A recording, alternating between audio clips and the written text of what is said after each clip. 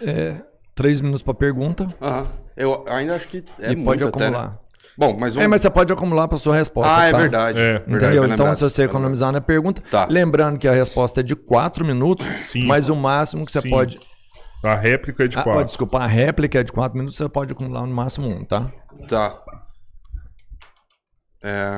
Pode ir? Pode quando você começar. Bom, todos nós sabemos aqui que a pobreza é um problema seríssimo aqui no Brasil, né?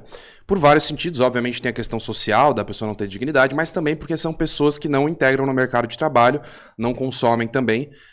Então é uma classe ociosa em muitos sentidos, né? Especialmente as pessoas que são moradores de rua, né? Mas as pessoas pobres têm um poder de consumo muito baixo.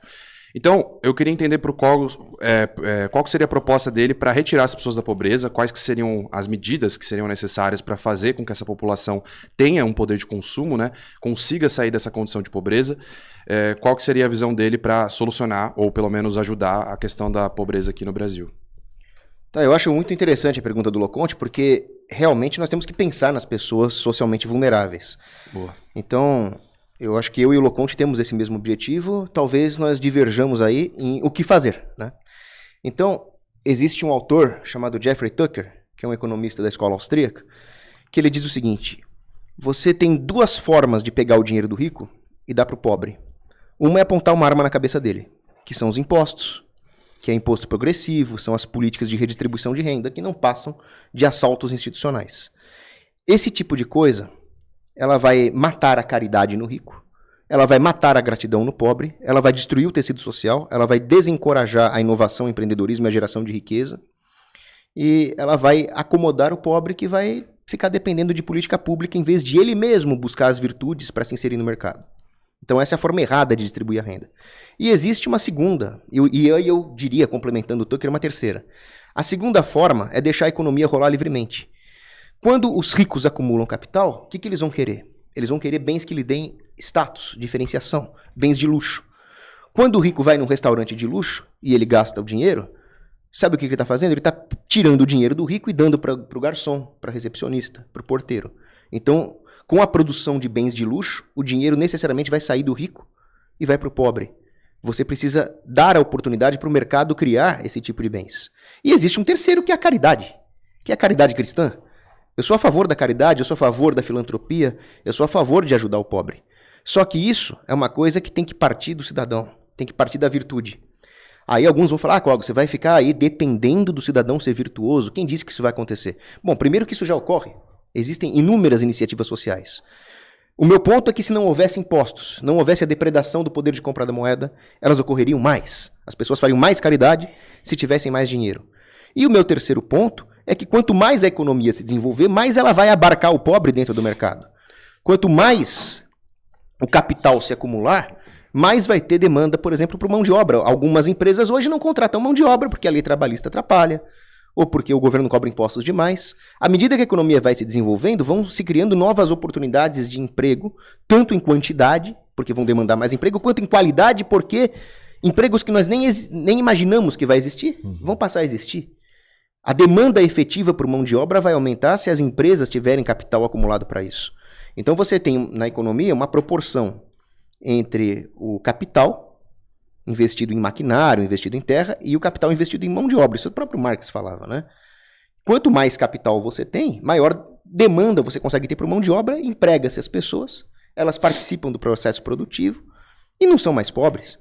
O meu grande ponto é o seguinte: por que em vez de defender políticas públicas, eu vou dar não sei quantos reais por mês para as famílias, etc, etc, por que nós não damos oportunidade de trabalho? Por que nós não damos oportunidade delas empreenderem, abrir seu próprio negócio e trazer mais gente para dentro? Isso vai criar um desenvolvimento sustentável, né, no sentido econômico, não no sentido ambiental. Eu me lembro que eu vi uma vez um documentário sobre o Haiti. E no Haiti acontece uma coisa muito errada. A ONU, os globalistas, etc., eles mandam um monte de remessa internacional para o Haiti. Isso tudo pago pelo pagador de imposto americano, né? Então estão depredando a própria economia dos países desenvolvidos. Ajuda internacional é isso, você tira do pobre do país rico e dá para o rico poderoso do país pobre. E aí todo o desastre humanitário é perpetuado, né? Porque ele rende. E aí o que acontece? Essa ajuda humanitária chega lá, financia monopolistas, lobistas, poderosos, caudilhos, senhores da guerra, e eles monopolizam toda a economia haitiana e destroem o pequeno produtor. Então a economia haitiana não produz nada por conta própria e fica sempre dependendo da ajuda humanitária. Aí o propagandista da ONU lá chegou, sim, nós estamos fazendo esse trabalho, esperamos sempre poder doar sapatos para as crianças haitianas.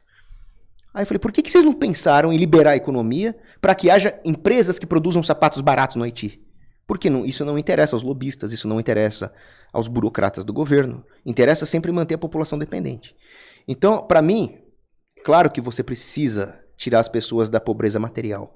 Mas para mim, a maior riqueza que você pode dar para o cidadão é a liberdade. É tirar os maus incentivos de geração de dependência e criar incentivos para que eles realmente se insiram no mercado sendo virtuosos. Aí ninguém vai tirar isso deles. Ninguém pode tirar do pobre a virtude que ele adquire no mercado livre. Beleza.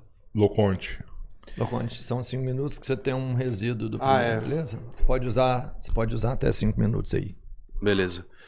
Bom, realmente, né, nós temos o mesmo objetivo aqui, mas eu vejo um pouco de ingenuidade a gente, infelizmente, depender de caridade ou do interesse privado em tirar as pessoas da pobreza, porque, na verdade, não é um interesse que dá lucro, então não teria interesse da iniciativa privada em retirar as pessoas da pobreza. Infelizmente, a gente depende de um interesse público que é materializado pelo Estado. Um ponto que o Cogos fez bem é a questão das ajudas, né? Realmente, os benefícios sociais, os programas sociais, eles são apenas paliativos. O que precisa ser feito é uma ampla reforma tributária, que sim, diminua o imposto sobre o consumo e diminua o imposto sobre os mais pobres e redistribui esse imposto progressivamente para os mais ricos. Isso vai aumentar o poder de compra da população mais pobre e sim vai ser mais efetivo do que apenas os programas de transferência de renda. E outra coisa muito importante, ele falou de incentivo ao empreendedorismo e incentivo ao emprego, concordo plenamente. Só que esse é um papel que, infelizmente, né, nesse caso, o Estado tem que fazer, caso a iniciativa privada não tenha o interesse, porque, infelizmente, a gente dependeria do interesse da iniciativa privada, ou a gente pode fazer com que o Estado haja, né, efetivamente. E a gente faz um programa de triangulação, em que o governo faz a mediação entre as empresas e as instituições de ensino, para a gente ter esse ensino para a população mais pobre, né, a gente ter mais expansão do ensino, e aí já formar técnicos, formar administradores para sair trabalhando em empresas de alto valor agregado. Então eu vejo que essa é a saída para a pobreza. A gente não pode depender de caridade, porque já existe caridade no Brasil e ela não consegue suprir com o alto volume de pessoas pobres. Então a gente precisa fazer um programa denso, né, incluindo também um programa de moradias populares, expandir, né, porque a pessoa precisa ter aonde morar, o que comer, e trabalhar também, não adianta nada ela ficar ociosa. Então a gente precisa pensar nesses 3 problemas e projetar esses programas aí de emprego, de distribuição de renda como forma paliativa, mas especialmente de emprego em alto valor agregado, né? Especialmente se a gente buscar indústrias, né, de sofisticação produtiva, indústrias tecnológicas. É um processo lento, né, mas que eventualmente com esses projetos que foram muito bem sucedidos em outros países, né? Eu sei que o foco aqui é falar de Brasil, mas a ideia é reproduzir modelos que funcionam em outros lugares, né? O pragmatismo, eu acabei nem falando antes, mas o pragmatismo é o que eu defendo aqui, né? Que é você entender os modelos de outros lugares e, obviamente, a gente tem exemplos mais antigos, desde a Alemanha do Otto von Bismarck, que já tinha essa ideia de pegar os pobres alemães, dar uma ajuda social para eles por via transferência de renda, mas mais do que isso, ter emprego, né? Ter essa formação profissional deles e inserir eles no mercado de trabalho. Então a gente tem desde a criação do Estado de Bem-Estar Social lá com o Otto von Bismarck, até mais recentemente aí exemplos como a Coreia do Sul, do General Park, que também teve esses programas de integração. Então pegar a população que está ociosa, a população que é pobre, fazer esses projetos para que elas consigam sair dessa condição de pobreza que, infelizmente, a iniciativa privada não tem o interesse em fazer. Nem a caridade, nem as empresas. Não tem sentido você investir numa pessoa que não vai te dar lucro, essencialmente, né? Por isso que é importante a iniciativa pública atuar nesse âmbito. É isso. Beleza. Pergunta, Cogos. Galera, like na live. Vamos lá, vamos compartilha, chegar aí 500 pessoas. Compartilha.